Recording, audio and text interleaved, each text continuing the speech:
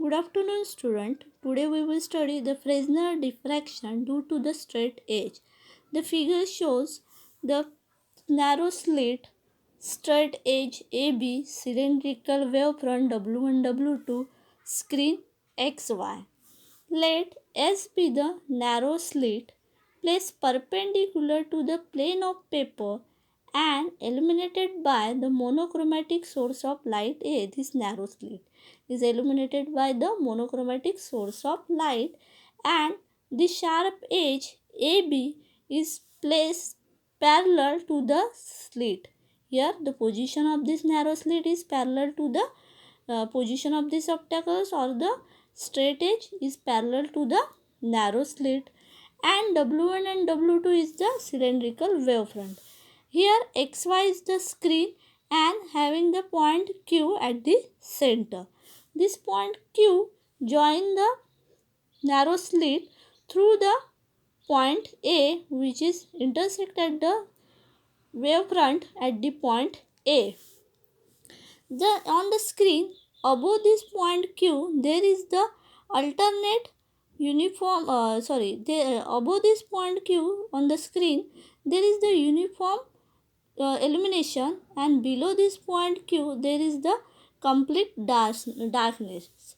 Just above this point Q, in the portion of the uniform illumination, there will get the alternate minima and the maxima, means they form the diffraction pattern in this region only. Here we get the complete darkness because this portion of the wavefront is completely blocked by this straight edge. Therefore, in this region we get the complete darkness, and only the diffraction pattern we will get in a above portion, means from the above the point Q on the screen. Here we only get the uniform illumination. It means that we get the diffraction patterns only here. Suppose we consider the point here on the screen. We consider the point just above the point Q. Here we consider the point P that join the narrow slit. Means like this. This point P is connected to the narrow slit S. That line SP cross or intersect the wavefront at the point R here. If we join this point P and S, then this line cut the wavefront at point R. Then this R is called as the pole of the wavefront with respect to point P. Well, this R is called as the pole of the wavefront with respect to point P. Then we have to find out the intensity at different point. For that we construct the number of half period zone. For that we consider the P as the center. Here to explain the diffraction at the straight edge, the wavefront is, first of all we divide the wavefront into the large number of the Fresnel half period element, and for that we consider the point P as the center, and the circle with a different radii means PR plus lambda by 2, PR plus 2 lambda by 2 plus PR plus 3 lambda by 2, and so on. With this different radii we have to draw the circle as the center P. That circle intersect the wavefront at the different point R and R dash. Here if we take this P as a center and take the different radii, draw the circle here, that circle will intersect on this wavefront at the different point R and R dash. R and R dash means R1, R2, R. Here R1 dash, R2 dash, R dash. At the different point, that circle which draw here will intersect here on the wavefront, and they form at a different point above and below the point A. Thus the wavefront is divided into the Fresnel half period zone, and because of the intersections of the different circle on this wavefront, they will form the different half period zone here. And then by applying the Fresnel half period zone theory, we can find out the intensity at point Q, or intensity at the different point which is on the different point on the screen. Now the resultant intensity at point Q. Here the at edge A means at the obstacles. If we consider this is the obstacles or the straight edge, here we consider the point A of the obstacles is a pole of the wavefront. Here we consider is a pole of the wavefront with respect to Q, because this Q point, if we connect this Q to S, this line cut the wavefront at point A. Therefore this A is defined as the pole of the wavefront with respect to the Q. Similarly, that R, we define this A with similarly to this R. Therefore this A is the pole of the wavefront with respect to the Q. The lower half of the AW2, this is the lower half of the wavefront, is fully abstracted. This lower half means AW2 is fully abstracted by these obstacles. Therefore its contribution is 0. Its contribution is 0 means here on the screen we get the complete darkness. Thus the resultant amplitude at Q is only due to the upper half means AW1 of the wavefront. Here because of this obstacles this portion get blocked, and therefore here we get the complete darkness, and here the amplitude or the resultant intensity at point Q is only due to this upper half means this remaining portion AW1 of the wavefront containing the all half period zone, which is containing the half period zone, and because of this half period zone we will get the resultant amplitude here at point Q, and this can be written as A equal to A1 minus A2 plus A3 minus A4 plus and up to An, which is approximately equal to A1 by 2.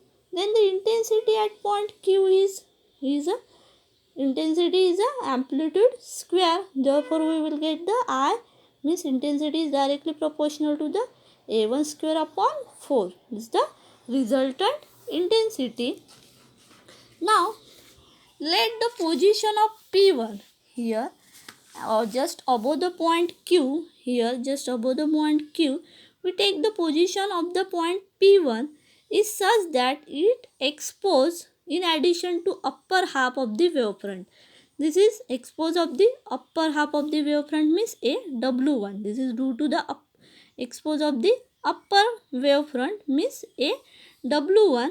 We will get this the P1. The strip, it will give the, suppose here on the wavefront, here we consider that A point having the R0 means on the wavefront it is the R0. Then we will get the strip R0 to R1 here. Okay, from the lower half of the cylindrical wavefront. Then the resultant intensity or the resultant amplitude in this case is a A1 by 2 plus A1, because A1 by 2 is the amplitude of this Q, and after that we consider this point P1. Therefore if we consider this point P1, there is the addition of the lower half period zone also. Therefore we add this amplitude of the lower point plus A1 amplitude of this second strip means R1. Therefore we get the total 3A1 by 2, and the intensity become the square of this amplitude. It gives the 9A1 square upon 4. Thus the intensity is 9 times at the point Q means it is greater than that point Q. Therefore the point P is of the maximum intensity.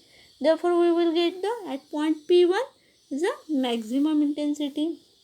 Now in next condition, let the position of P2 is such that it is the expose of the two half period element. Here after that P1 we consider the point P2, and this P2 having the pole R2. Okay, this R2 is the addition of this lower two pole, lower two half period zone means R0 to R1 and R1 to R2. They will give the two half period zone, addition of the two half period zone, and therefore we will get the amplitude of the two half period zone. Here we will get the two half period zone means R0 R1 and R1 to R2. Then the resultant amplitude become up to the R0 R1 A1 by 2 means at point Q1 it is a A1 by 2, up to this R0 to R1 is the A1, and again R1 to R2 is the R2 A2. Therefore the resultant amplitude become like this, A1 by 2. This is A1 by 2 is the amplitude at point Q, and A1 is amplitude at point P1, and this is the amplitude at the point of the second strip. Therefore the resultant become A1 by 2 plus A1 minus A2, which is again become A1 by 2 because A1 and A2 is approximately equal to 0. Then the intensity becomes A1 square upon 4. This is the value is less as compared to the first value. It means that here we get the minima, means at point P2 we get the minima here. Again, if we consider the point 3, which is the expose of the 3 half period zones here, means after that again we take the point P3, which is expose of the 3 half period zone means R0 to R1, R1 to R2 and then R2 to R3, means the resultant amplitude become A1 by 2 plus A1 minus A2 plus A3, which is nothing but the A1 by 2 plus A1, because this A1 minus A2 is approximately equal to 0, and this again A3 become A1 and resultant become gives the 3A1 by 2, and again we will get the intensity 9A1 square by 4, means again we get the maxima here. Means from this the explanation we can say that above the point Q we will get the alternate maxima and the minima here. Thus the diffraction fringes above the point Q we will get the alternate maxima and minima. The intensity of the point P will depends on the number of the half period strips. Means here we get the alternate maxima and minima. Here we get the maxima for the first half period zone and the maxima for the 3 half period zone. Means for the odd number we get the maxima, and here we get the minima for the 2 half period zone, and after that again we will get the minima, means for the 4 half period zone, means we will get the minima for the even number of the half period zone. It means that the intensity at P will depends on the half period zone enclosed between the point A and R. The point P will be maximum intensity if the number of half period strip enclosed between A and R is a odd number, and the intensity at P will be a minimum if the number of the half period strip enclosed between A and R is a even. Thus the above the point Q on the screen, the alternate maxima and the minima are situated. Then the intensity of maxima is decreases. Finally the stage is reached where the intensity of the maxima and the minima become equal, and then there is the uniform illumination above that point. Here at point P1 we get maxima, at point P2 that description that explanation is given in the in the form of the figure.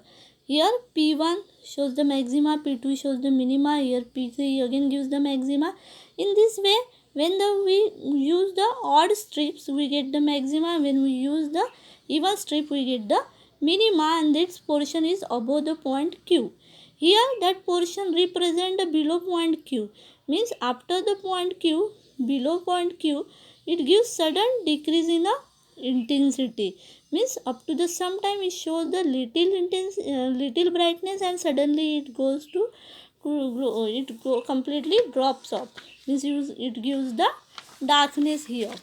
Yeah, then the intensity in a geometrical shadow below the point Q. Here the the intensity falls off continuously in the region of geometrical shadow without showing any maxima and minima after the short distance below the point Q. the intensity becomes 0. Here, without showing any minima and maxima, it suddenly drops off. Here, we will get the dark portion below the point Q. Then next is the Fresnel diffraction due to the narrow slit. Here we use the narrow slit. This is the narrow slit. Let S be the section of long narrow source. Here we consider this X is the source of narrow source of monochromatic light of wavelength lambda perpendicular to the plane of paper. As shown in the figure, AB is a narrow slit having R as the center with respect to the point O on the screen. R is the pole of the cylindrical wavefront EF. Here we consider the cylindrical wavefront EF. This is the screen. On the screen we have the different points C, O, D. Here that coincide on the screen CD, and above C and below D there is the region of the geometrical shadow on the screen. Here we will get the geometrical shadow. Then with respect to the O, here we consider this point O on the screen as a center, and with a different radii means OR plus lambda by 2, OR plus 2 lambda by 2, OR plus 3 lambda by 2. With this different radii, we draw the circle, and that circle cut the wavefront into the different point, and that different point is called as the half period zone, and therefore that wavefront is divided into the number of half period zone. In this way, we can consider the half period zone and find out the intensity at the different point. Now, the intensity at the center O on the screen. Now with respect to point O, the center R is the pole of the wavefront AB. Here, if we consider this point O here that connected to the source and cut the wavefront at point R, therefore this R is called as the pole of the wavefront with respect to the O here. With respect to the O, then with respect to the O, therefore the upper and lower half of the wavefront contain the equal number of the half period elements. As the slit is narrow, only a few half period elements are exposed. Thus the intensity at O is maximum if the aperture contains an odd number of the half period element in each half of the wavefront.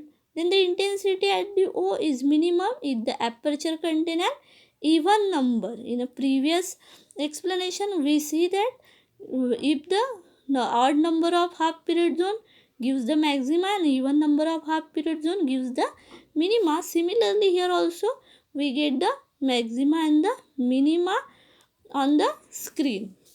Then the intensity at a point between C and D, if we consider the point P in the illuminated portion CD of the screen, then the intensity at P will depends on the number of the half period element that can be constructed between A and R1. Similarly also here we consider the point P that cut the wavefront, and also here we get the maxima or minima will depends on the number of the half period zone. Depends on the number of the half period zone that cut this portion. If it is the odd number, then we will get the maxima. If it is the even number, then we will get the minima at point P.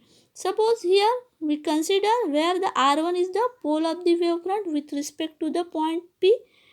If the number of the half period element between A and R is odd, then we will get the P is a maximum intensity, and if there is the even number of the half period zone, then P is of the minimum intensity. Similarly, we explain in a previous explanation. Then the intensity in the geometrical shadow above the C or below the D in geometrical shadow, the diffraction band of the decreasing intensity are the observed. Here on the screen, above the point C and the below the point D, we will get the complete darkness here because this narrow slit block the wavefront in this portion, and therefore there is a suddenly decrease in the intensity of the light below the point D and above the point D, and therefore here we get the darkness, and here darkness here, and at the point O we will get the maxima or the minima depending on the number of the half period zone enclosed between that two point A and R. Similarly, if we consider the point P, we will consider here pole R1. Again, that depends on the number of half period zone enclosed between A and R. They will define the maxima and minima at point P here. In this way, we get the alternate maxima and minima above the point O and below the point O, but up to D. Here also we get the maxima and minima up to point C, and after that point C we will get the complete darkness. Here also up to the point D we will get the maxima and the minima, and below that point we will get the complete darkness. Thank you.